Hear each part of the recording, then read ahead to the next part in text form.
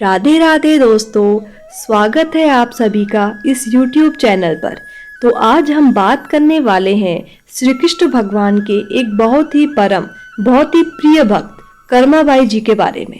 कर्माबाई की कथा सिर्फ एक साधारण सी कहानी नहीं है, बल्कि कलयुग में ही घटित एक सत्य घटना है।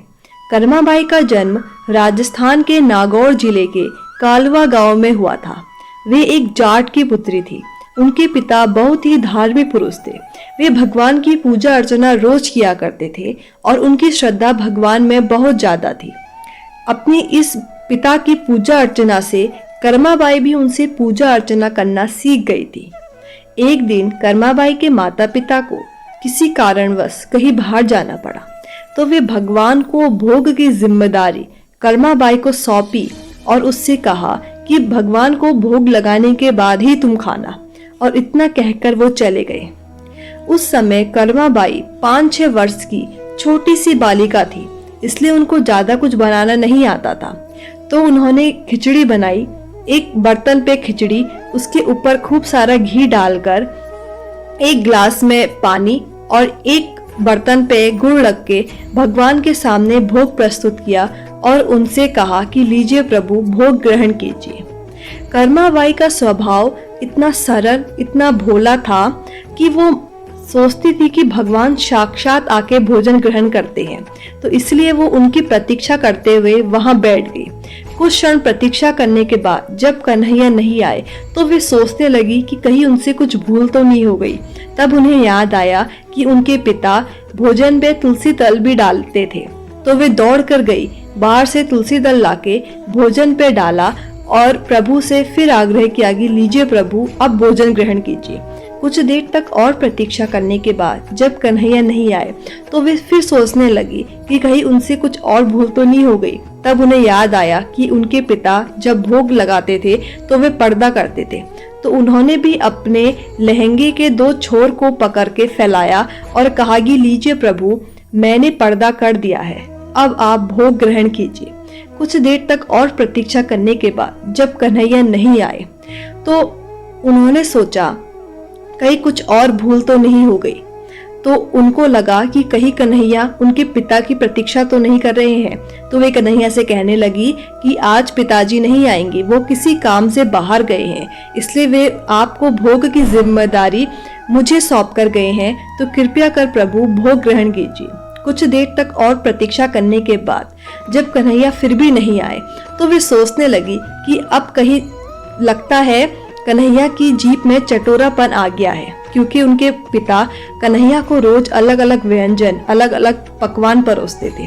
तो वे कन्हैया से कहने लगी कि प्रभु, मुझे तो अभी फिलहाल कुछ बनाना नहीं आता है, सिर्फ आप ये खिचड़ी का भोग ग्रहण कीजिए, मैं जरूर बाद में कुछ पक्का सीख के आपको भोजन कराऊंगी। ऐसा कहकर उसने कुछ देर तक और प्रतीक्षा करी। फिर भी जब कन्हैया नहीं आए, तो वे भगवान से रुष्ट हो गई और कहा कि अब जब तक आप भोग ग्रहण नहीं करेंगे, तब तक मैं भी नहीं खाऊंगी। कन्हैया उसके इस सरल, इस भोले स्वभाव को देखकर कर्माबाई पर रीझ गई और साक्षात प्रकट होके भोजन ग्रहण करने लगे। जब कन्हैया भोजन ग्रहण कर रहे थे, तो वो आधा खा रहे थे और आधा गिरा रहे थे। तो कर्माबाई ने जब ये देखा, तो वे भगवान को स्वयं अपने हाथों से खिलाने लगी। कन्हैया भी कर्माबाई को अपने हाथों से खिलाने लगे। रात्रि को जब कर्माबाई के माता पिता घर लौटे और उन्होंने उनसे पूछा कि तुमने भगवान को भोग लगा दिया था, तब कर्माबाई बोली कि जी पिताजी, पहले तो वो बहुत नखरे दिखा रहे थे, भोग ही ग्रहण नहीं कर रहे थे, लेकिन बाद में बड़ी मुश्किल से फिर उन्होंने भोग ग्रहण किया। कर्माबाई के पिता को उसकी बात समझ में न आई, तो कर्माबाई ने पूरा बात अपने पिता को बता दी, आज उसके साथ जो जो घटित हुआ था। कर्माबाई के पिता को यकीन नहीं हो रहा था, तो कर्माबाई ने बोला कि पिताजी, कल मैं जब खिचड़ी का भोग लगाऊंगी, तब आप देखना कि भगवान स्वयं आके भोग ग्रहण करते हैं। अगले दिन जब कर्माबाई ने भगवान के सामने खिचड़ी का भोग लगाया और कन्हैया से आग्रह किया कि लीजिए प्रभु, भोग ग्रहण कीजिए, और कुछ देर प्रतीक्षा करने के बाद जब कन्हैया नहीं आए, तो वो कन्हैया से कहने लगी कि क्या आप मुझे मेरे माता पिता के सामने झूठा साबित करना चाहते हैं। और भगवान से आग्रह करने लगी, तो कन्हैया प्रकट हो गए। परंतु वो सिर्फ कर्माबाई को ही दिखाई दिए। जब इसके बारे में कर्माबाई ने कन्हैया से पूछा तो कन्हैया ने बोला कि तुम्हारा मन जितना सरल, जितना भोला है, उतना ही सरल और भोला तुम्हारे माता पिता का मन नहीं है। तो ये बात जब कर्माबाई ने अपने माता पिता से कही तो उनके माता पिता को खूब रोना आया और वे बोले कि ये बात सही है, उनका मन इतना सरल और इतना भोला नहीं है, क्योंकि वे अभी तक सिर्फ एक मूर्ति समझकर ही उनकी पूजा करते थे और सिर्फ एक मूर्ति समझकर ही उनको भोग लगाते थे। उन्होंने कभी ये नहीं सोचा कि ये साक्षात भगवान है। लेकिन जब कर्माबाई ने कन्हैया से आग्रह किया कि वे अब उनके माता पिता को भी दर्शन दे, तब कन्हैया ने उनकी बात मानी और उनके माता पिता को दर्शन देकर उनके जीवन को कृतार्थ किया। यहीं आगे चलकर जब कर्माबाई 9-10 वर्ष की हुई तो उनके माता पिता ने उनका विवाह कर दिया। लेकिन विवाह को 1 वर्ष भी पूरा नहीं हुआ था कि उनके पति की मृत्यु हो गई और वे वहां अकेली पड़ गई। कर्माबाई के माता पिता उनके वियोग में वैसे ही बहुत दुखी थे और जब उनको यह समाचार मिला कि कर्माबाई के पति की भी मृत्यु हो गई है तो वे इस दुखद समाचार को सहन न कर पाए और उन लोगों ने अपने प्राण त्याग दिए। अब कर्माबाई का इस संसार में कोई ना बचा। उनके ससुराल वाले भी उनको मनहूस और ना जाने क्या क्या अपशब्द कहकर उनका अपमान करने लगे। समय ऐसे ही व्यतीत होते रहा। एक दिन जब कर्माबाई स्नान के लिए नदी के पास आई तो उनके पाँव से एक चीज आ टकराई। जब उन्होंने उस चीज को उठाया तो वे एक कृष्ण भगवान की खंडित मूर्ति थी जिसके हाथ और पाँव नहीं थे, जिस कारण से वह बिल्कुल जगन्नाथ जी का विग्रह लग रही थी। जब उन्होंने उसको एक किसी महात्मा को दिखाया और पूछा कि प्रभु ये कौन है, तब उन्होंने कहा कि ये तो साक्षात जगन्नाथ जी हैं। तो वे उस मूर्ति को लेकर अपनी कुटिया में आ पधारी और वहीं उनकी सेवा करने लगी।